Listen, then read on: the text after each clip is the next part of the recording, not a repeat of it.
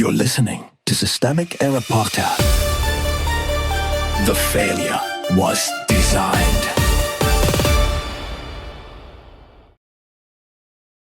Buried deep inside new CNN poll is the most brutal news yet for Trump, based on an article by Sargent. Loris. Trump's collapse is not the story. His power is. The poll is catching up. A new CNN poll shows Trump sinking badly on basic questions of competence, self-interest, and stamina. Sargent uses it to describe late-stage Trumpism, and the numbers are ugly. Americans see him as out of touch, self-dealing, and too consumed by his own business interests and renovations. That is the useful context. The deeper point is not that voters suddenly discovered Trump's character. It is that the public is now measuring, in polling form, the cost of a presidency built around one man's appetites. The decision-maker is still Trump. This story is not about confusion inside the system. It is about a president who remains the central decision-maker and uses that office as a vehicle for personal gain. The source is clear that Trump has turned government attention toward himself, including Washington renovations, business entanglements, and profit-making tied to the presidency. That is not accidental drift. It is deliberate institutional capture by a person who treats public power as private property. Misdirection is part of the operation. The soft framing in the polling questions matters. Annoyed with renovations is a comically mild way to describe a president for shaking the Capitol around his vanity. The same pattern shows up in the broader coverage.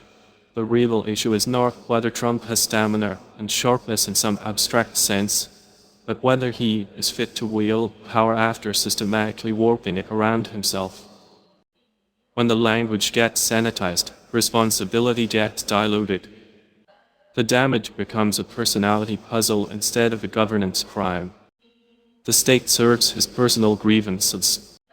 The article's most revealing detail is not the poll at all.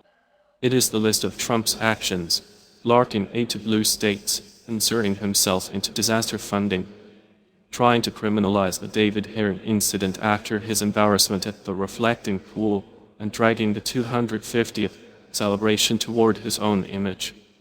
This is what personalist rule looks like in practice. Institutions do not disappear.